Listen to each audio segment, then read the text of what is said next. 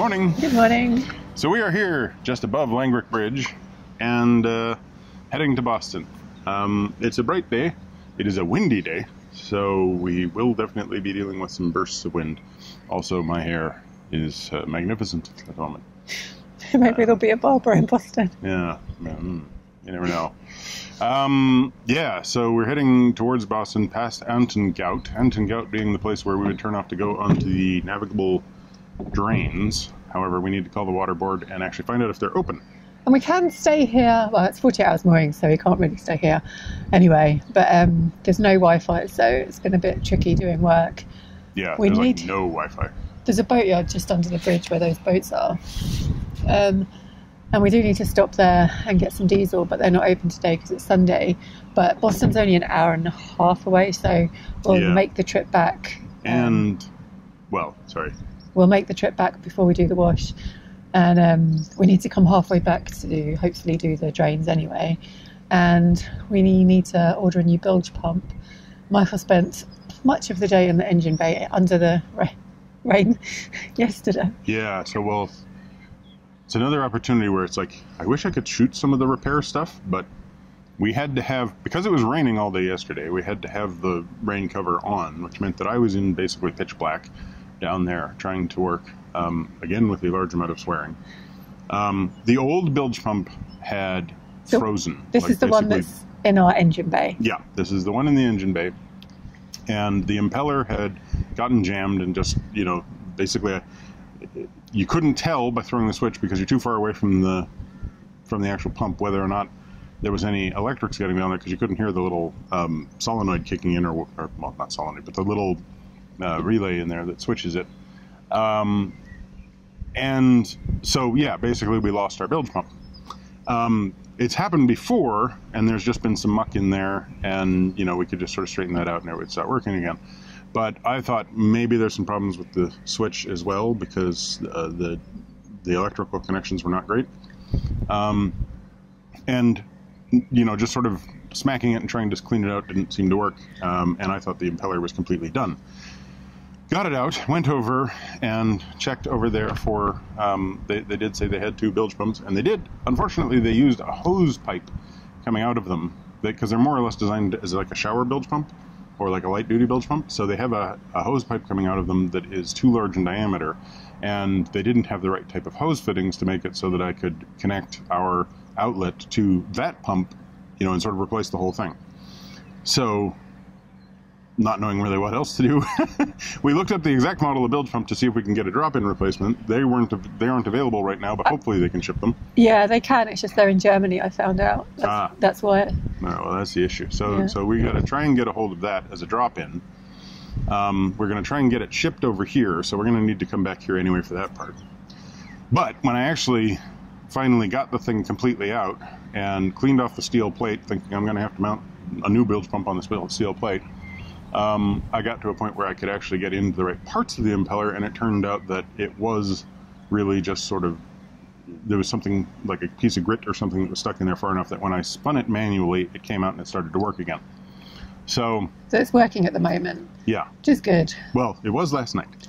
I need to test it this morning to see if it actually still works. But it would be good to have it a little bit more reliable for the wash, which is in just over 2 weeks now. So. Yeah, so we're either going to have the replacement pump, or we're going to have to limp along with the existing pump. And a big bucket. Yeah. I also have to work out some pieces to make a all-around white light, because we need to have an all-around white light on a mast, just in case we end up stuck out there overnight somehow. And that will also involve getting some parts. So. We need to do an engine service as well. So I've got 2 weeks to do that. And as well as the navigable drains, the Black Sluice, and the River Welland. Yeah. It's going to be a tight fit. Yeah. We'll see what we can do. But to do that, we got to get on our way. In the wind. In the wind.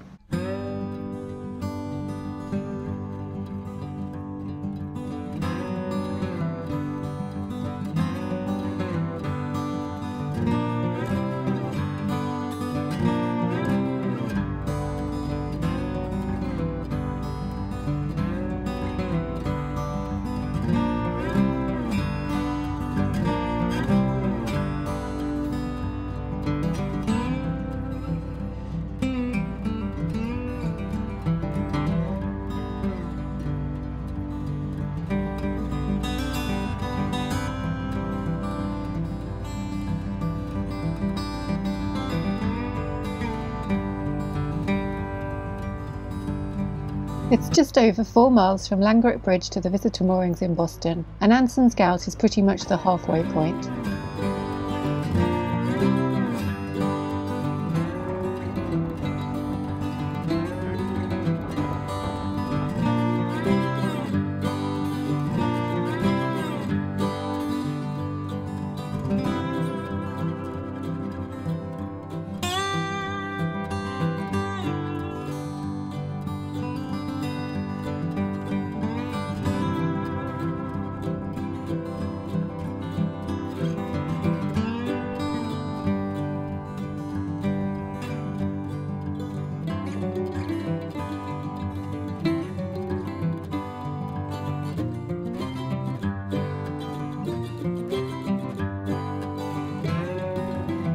At Anson's Gout Junction we find some paddleboarders out enjoying the river.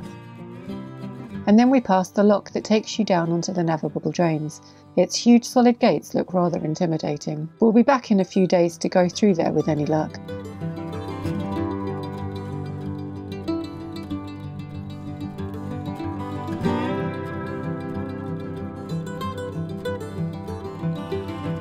It's pretty much a straight line from here all the way to Boston.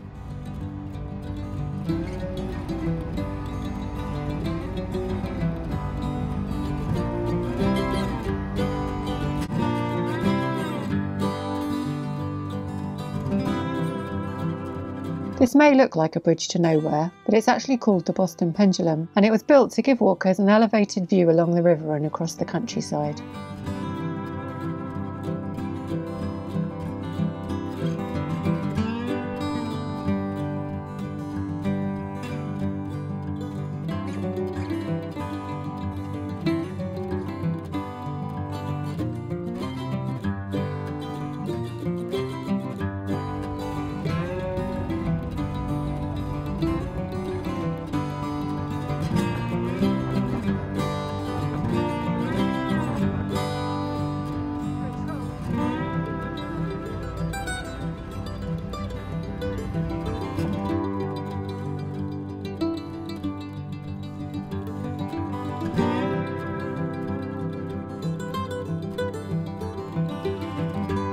There's a slight bend in the navigation and St Baldulph's Church comes into view. This is a wonderful approach to the town.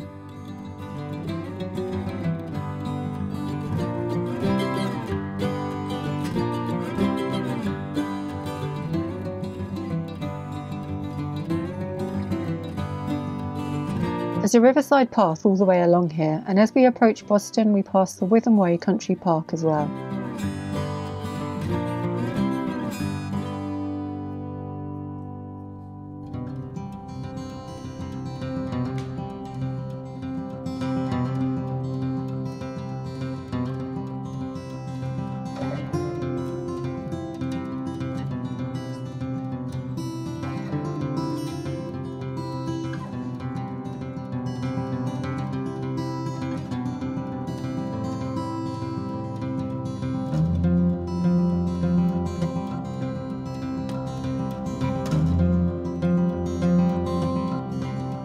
We think we found our mooring for the night, but it turns out that this spot is reserved as a long-term mooring, so we have to untie and move round to the finger moorings a little further along. It's not a big issue, and we probably could have just stayed here too.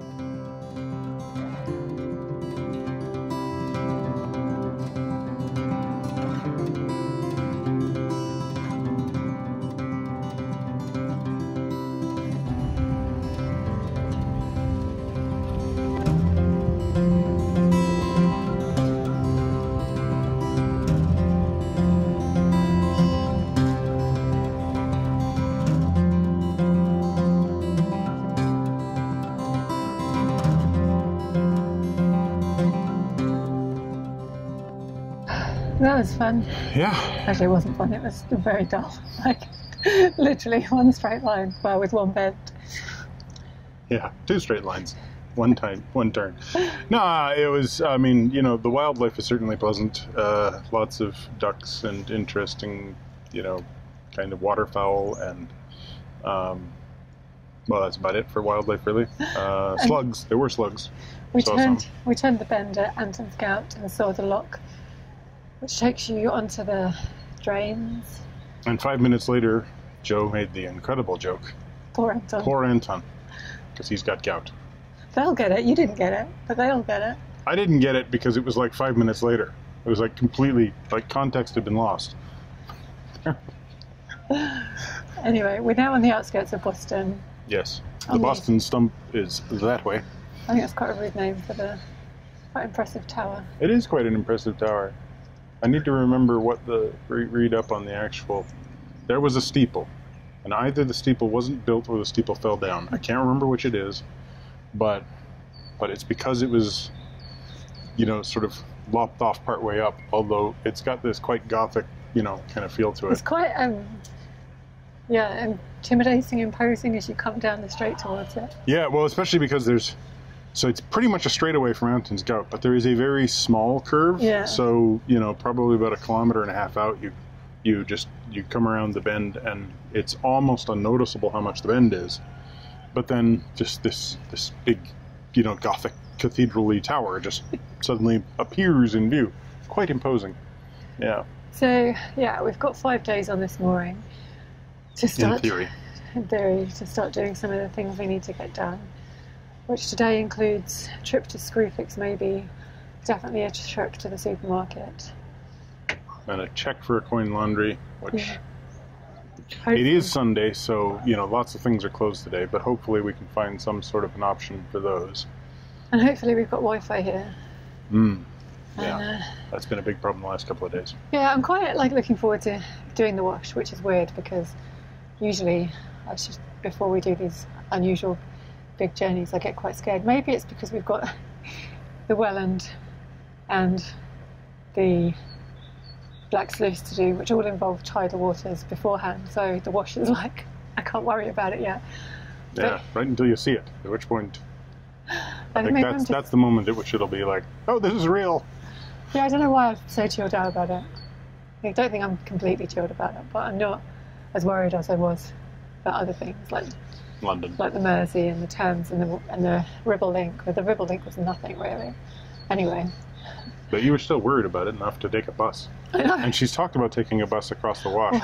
They don't have a bus across the Wash, Well, no, thankfully. I've got this plan because hopefully, fingers crossed. Well, we've got another boat doing it with us, Alan and Tina from the Wobbly Boater. And hopefully David from Cruising the Cuts and Lorna from Lorna Jane Adventures, who are our adventure crew because they came and did the Mersey with us and the Thames And the Ribble Link. and the Ribble Link. No, David didn't do the Ribble Link. No, well, yes, that's true. Only Lorna was able to make it for the Ribble Link. So it'd be good to get the adventure team back together to do the wash. Yes, the Canal Crashing Crew. What? I don't know. The Canal Cruising Crew, possibly. I don't know. So yeah, there's quite a lot to kind of coordinate and organise, and there's a 5-day window, I think, of when we can do the wash anyway, so it's not set in stone. Yeah, no, that's the thing. I mean, we've got a window that's based on the tides, and essentially this time it's Monday through Saturday in 2 weeks, and more or less, that's the window of opportunity for the tides, So and then- then the tides are different each day, so, what actual leaving time will be based on And the then tide on that day. We just need to have optimal weather on one of those days. Exactly. So it's it's a shifting schedule based on all those things. So Daryl, our pilot, will inform us soon, close in. Oh, that was what I was going to say. That was my... That's what she was going to I say. remember now. I was She was like, going to say what I was saying. why? No. While I was talking about David and Lorna, Okay. I was thinking that maybe they could drive here, get on the boat to do the wash, and then I could drive whatever vehicle they bring to King's Lynn and meet them there. Ah. So that was my... That's your way of cheating. Yeah, Yeah. because there's no bus. I'll just do it alone. The rest of you can just all watch as I No, but everyone else go wants out the to do it. harbor, It's turn just- left. It's just me. Belgium! Yeah. Belgium! Took a long time. Anyway, yeah, so, yeah, we're 2 weeks early for the wash, but there's lots to do.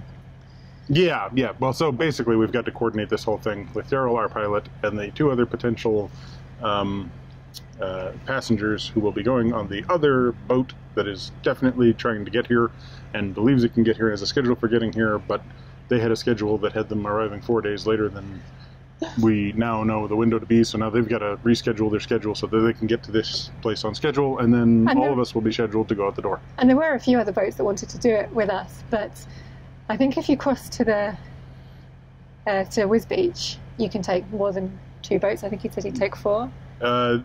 Well, yeah. Normally he'll do 4, but with kind of COVID things, it was like the fewer the better. Yeah, and So- also to King's Lynn, he said he wouldn't do more than 2 anyway. No, yeah. For King's Lynn and the Great Ooze, it's 2 because of navigational restrictions on that end, and sort of the busybody problem of the little harbor there. With Wisbeach, with Wisbeach, it's up to like he's done little flotillas, I guess. Yeah. But I think at the he's moment he doesn't want to do more than 3. I think he's done a lot more in the past, but right now he's limiting it, which is fair enough. Yeah. It'd be fun to do it with more, but I just want to do it safely. So Yeah. Anyway, Which hopefully we'll do. Knock on wood. if possibly there's not too many more videos after this, we didn't do it safely. Yeah. The channel suddenly ends. Well, if 3 channels and a Twitter suddenly end, you know what happened. Right. That's a sad thought. So, thanks for watching. Give us a thumbs up, comment down below. Subscribe if you haven't already. Subscribe to Minimalist Maximum Velocity if you want our time-lapse videos. And click that bell for notifications.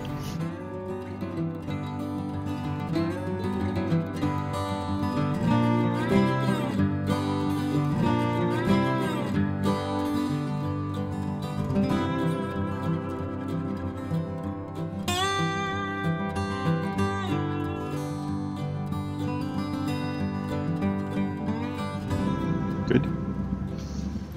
Morning. Yeah, it's a hair problem day. Morning. Good morning. We are here at Langrick Bridge, visitor moorings, just below the Langrick Bridge, near a Above. family of ducks. Just above Langrick Bridge, near a family of ducks. George, stop trying to search for poop. Sorry. Morning. I haven't got any patience, apparently. Okay. George, stop. Whatever are you doing? Okay. Morning. Nope, let's try it again. He's licking the floor. George, where's the loo? It's in my pocket. Sorry, I'm jammed up against this piece of coal.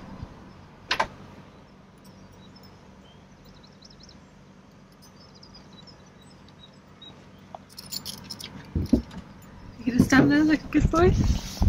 Should we close the door?